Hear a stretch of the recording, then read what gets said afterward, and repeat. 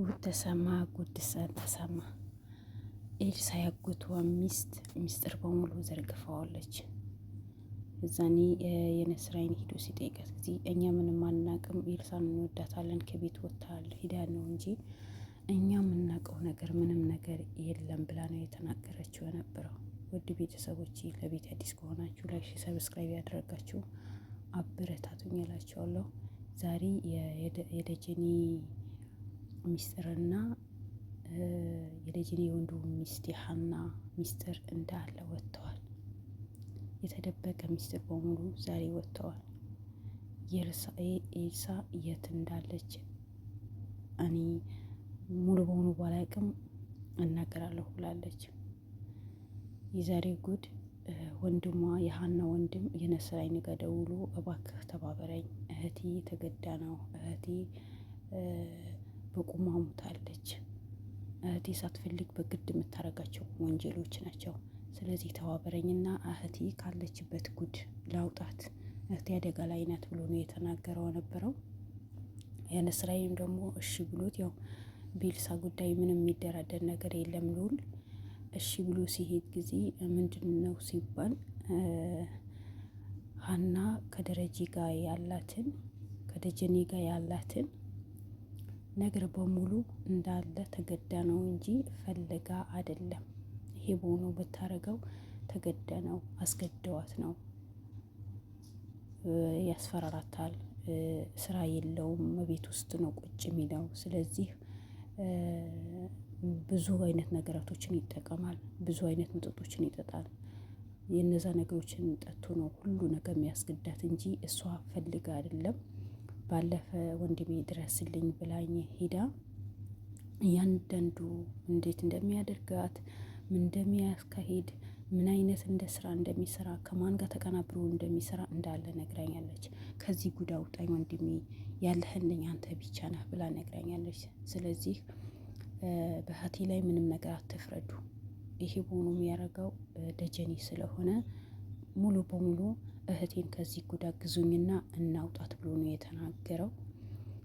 በምን አወቅ ሲባል ጊዜ እያንዳንዱ አስረድታኛለች። እኔ ምንም እጅ የለበትም፣ እኔ ፈልጌ አይደለም ተገድጄ ነው። ይጠጣል፣ ብዙ አይነት ነገሮችን ይጠጣል። ስራ ፈቶ ቤት ውስጥ ነው ቁጭ ያለው። ባሌ ከቤት ከጠፋ 9 ወር ሆኖታል። ስለዚህ በዙሪያ የሚያደርጋቸው ነገራቶችን በሙሉ በአይኔ ስለማቅ የሆነ ሚስጥር ይዞብኝ ነው እንደዚህ የሚያስፈራራኝ። ስለዚህ ከዚህ ጉድ አውጣኝ ብላኛለች። ይሄ ጉዳይ ደግሞ ብቻ ያልችለውም እናንተ አግዙኝ ብሎ ነው የጠራቸው። እሺ እኛ ቤት ውስጥ እንዳለን ሳትነግራት ጠርታ አምጣትና እስኪ ጉድዋን እንስማ ተብሎ ተጠርታ መጣች። ያው ጥርጣሬም ነበራቸው፣ የሆነ ፍንጭ ላይ ደረሱ። ምክንያቱም እሷ ሙሉ በሙሉ ሚስጥሩ የሚሰራቸው ሚስጥሮች በሙሉ ከመሰከረች ደጀኔ እያንዳንዱ ኤልሳ የት እንዳለች በደንብ ጠንቅቆ ያውቃል። ስለዚህ መጀመሪያ የነስራይን ሲገባ ጊዜ ያው ቤት ስትገባ ጊዜ ተደብቀው ነበረ። ከዛ በኋላ ገባች። ስትጠየቅ ሽጉጥ ነው የመዘዘችው። ለምን መጡ? ጠላቴ ነው፣ ለምን ጠራኸው ብላ በቃ እንደ ባለፈ ነው ወር ያለችው ነበረው። ከዛ በኋላ እንደምንም አድርገው ሽጉጡ ተቀብለዋት እያንዳንዱ ስትጠየቅ ምንም ነገር ማውቀው ነገር የለም፣ ኤልሳ እንዴት አለች፣ የት እንዳለች አላውቅም፣ ሁሉ ነገር እኔ ምንም ማውቀው ነገር የለም፣ ደጀኔም ምንም የሚሰራው ነገር የለም ብላ ነው የተናገረችው ነበረው። ከዛ በኋላ እያንዳንዳን ነገሩ ያው አስፈራርተዋት ነው መቼም ይህ ነገር ደግሞ በህግ እንደምትጠየቅ ያደረገችው ነገር በህግ እንደምትጠየቅ፣ ምክንያቱም ፍቃድ የሌለው መሳሪያ ይዛ ነው የምትንቀሳቀሰው። ስለዚህ የሰሩት ወንጀል ሰራተኛዋ እንደመሰከረች፣ የደጀኔ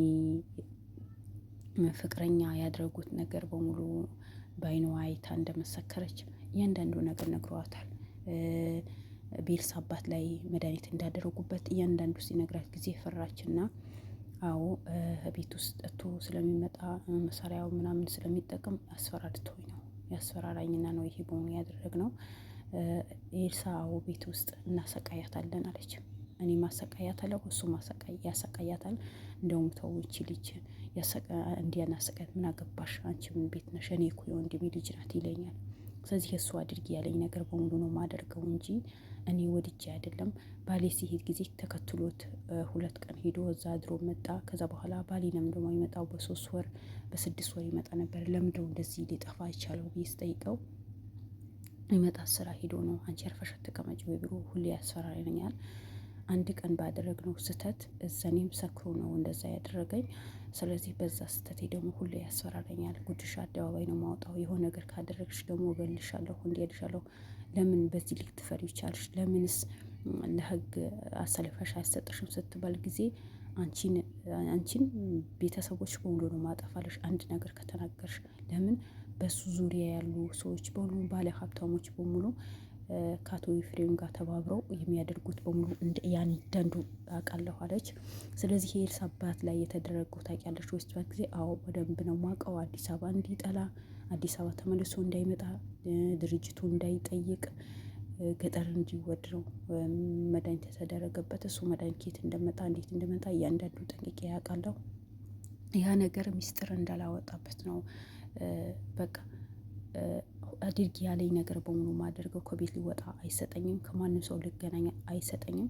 ከኤልሳም ደግሞ ሰላም ፈጥሬ እንድኖር ደግሞ አይፈቅድም። ስለዚህ ይሄ ሁሉ በሙሉ የእሱ ፍላጎት ነው ብላ ነው የተናገረችው። መድኃኒት ያው እሱ እንዳደረገበት፣ ምክንያቱም ሰራተኛው ተናግራ ነበር። ከአቶ ኤፍሬም ቤት የወጣች ሰራተኛ ተናግራ ነበር። ስለዚህ እችም ደገመችው። በወንድሙ ላይ ያድረገው ራሱ ነው ብላ የወንድሙ ሚስት ተናግራለች። እሱ ሁሉ ነገር እንደሚያስገዳትም ተናግራለች። ሁለተኛ ደግሞ ኤልሳ የታለች ስትባል ጊዜ አላቅም ብላ ነው እንትን ያለችው። ከዛ በኋላ ግን የሄዱበት ቦታ ኤልሳ የሄደችበት ቦታ ሂዳ እንድታሳይ፣ ቦታው ገጠር ነው አለች።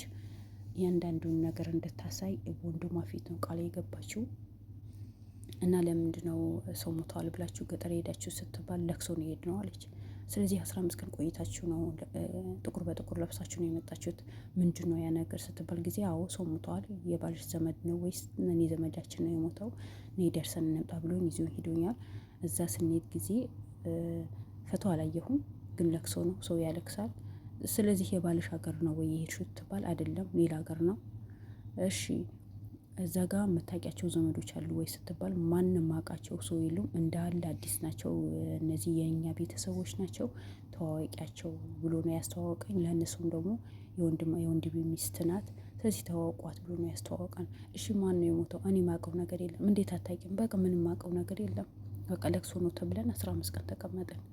ስለዚህ ለቅሶ ነው ሂደናል ብለሽ ተናገሪ ነው ብሎ እየነገረኝ። ለዚህ በብዙ ነገር ያስፈራራኛል። እና የሟች ፈቶ አይተሻል ወይ? አላየሁም። እሺ ሰፈሩ ማታውቂው ከሆነ እዛ ጋር የእነሱ ዘመድ ማታውቂያቸው ከሆነ እንዴት አልጠየቅሽውም? ምን አገባሽ? በቃ እነዚህ ዘመዶቻችን ናቸው ታዋቂያቸው ነው ያለኝ። አንድ ከዚህ በፊት የባለሽ ቤተሰብ አታውቂያቸውም ወይ ስትባል ጊዜ አውቃቸዋለሁ ነው ያለችው። ስለዚህ መታወቂያቸው ከሆነ ከዚህ በፊት መታወቂያቸው የባለሽ ቤተሰቦች እዛ ጋር ነበር ወይ? ማንም አልነበረም። እና በቃ እነዚህ እንዳዳ አዲስ ናቸው። ስለዚህ ኑሮ የኖሩበት ተውኝ። እና ባልሽ ሲጠፋ ጊዜ ለምን አልፈለግሽም? ያስፈራራኛ አንድ ነገር እንዳታወጪ ብሎ ምንም ነገር ውጭ ከቤት ከሱ ፍቃድ ከቤት ሊወጣ አይፈልግም። የኤልሳ ደግሞ የትም ትግባ የትም ትውጣ የሚቆጣጠር ሰው አዘጋጅተዋል። ይሄ ከአቶ ኤፍሬም ጋር ተባብረው ነው የሚያደርጉት ነገር ነው። የኤልሳ ልክ የአባቷ ንብረት የጠየቀች ቀን ነው በቃ ጠምዶ የያዙባት። በገባችበትና በወጣችበት ሰው እንዲከታተላት አድርገዋል። ሁለተኛ ደግሞ ኤልሳ ለምንድነው እንደዚህ የሚያደርጋት ስትባል፣ ለምንድነው የሚያሰቃያት ነበረው ቤት ውስጥ ስትባል ጊዜ አባቷን በጣም ይጠላዋል። አባቷ ሀብታም ስለሆነ የእናት አባታችን ንብረት ወርሶ ነው ያለ። ያ ስለሆነ ልክ በወንድሙ ልክ ነው የሚያያት። ስለዚህ ለዛ ነው የሚጠላት። በቤት ውስጥ ያሰቃያታል። ባለፈ ሰራተኛው እንደተናገረች ማለት ነው በቤት ውስጥ ያሰቃያታል። ምግብ ልትበላ አይሰጣትም። እኔም እንዳሰቃያት ነው የሚያደርገኝ። ምንም አይነት ረፍት እንዳታገኝ፣ ከኛ ቤት በራ እንድትወጣ፣ የአባቷ ንብረት ደግሞ ደግማ እንዳትጠየቅ ነው የሚያሰቃያት ነበረው። ይሄም አድርግ ያለው ደግሞ አቶ ኤፍሬም ነው። ለምን? የአባቷ ድርሻ እሱ ስለሚወስድ። ስለዚህ ለእኔም ባል እንዲጠፋ ያደረገው እሱ ነው። ኤልሳም እንድትጠፋ ያደረገው እሱ ነው። የእሱ እጅ አለበት። ለምን እዚህ ብዙ መከራ ነው የሚያሳያት የነበረው። ሰራተኛዋ ደግሞ ተደብድባ እንደወጣች ሚስጥር እንደያዘች ስላወቅን ነው አለች፣ መሰከረች። ኤልሳ አባት ደግሞ ሙሉ በሙሉ መድኃኒት እንዲደረግበት እያደረገው በመጀመሪያ ደረጃ አቶ ኤፍሬም ነው።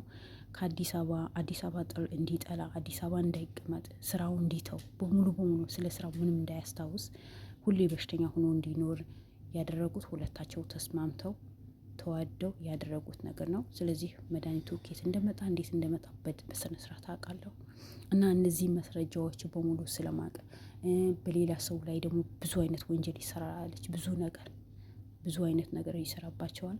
የነዛ ሰዎችን ሚስጥር እንዳላወጣ ነው፣ ከቤትም እንዳልወጣ፣ ከማንም ሰው ጋር እንዳንገናኝ። ሀታ ባለፈው ወንድሜ የጠራሁት እሱ በሌለ ሰዓት ነው። ስለዚህ እኔ ምን ላድርግ? ሁሉ ነገር ተገድጄ ያለው በግዳጅ ላይ ነው ያለሁት። በትዳሬ ላይ የማገትኩኝ ነው። ከባሌ ጋር እንድጣላ ያደርገኝ ነው። ይሄ በሙሉ ስራ ደግሞ የእሱ ስራ ነው። ስለዚህ ከዚህ ፊትና አውጡኝ ብላ ነው የተናገረችው እላቸዋለሁ። ውድ ቤተሰቦቼ ስለዚህ ዘመድ ሙቷል ብሎ ገጠር የሄዱት ኤልሳ ምን አድርገዋት ይሆናል? ለምንድን ነው ማለት ሁሉም አዲስ ሰው ነው ቤተሰብ ነው የተባለው። በቤተሰባቸው አንድ ሰው ቢሞት እኮ ሀና መጀመሪያ የምታውቃቸው የባሏ ቤተሰቦች እኮ መምጣት ይችላሉ። ስለዚህ እርግጠኛ ነኝ ኤልሳ እዛ ገጠር ላይ ታግታ ነው እንጂ እንደዚህ ብሎ አስተዋውቆ አይሄድም ነበር። ኤልሳ አውቃ እንደጠፋች ተደርጎ ነው እንጂ በአጎቷ እጅ ነው የታገተችው። አጎቷ አሁንም ቢሆን በሄደበት በሙሉ ክትትል ማድረግ አለባቸው።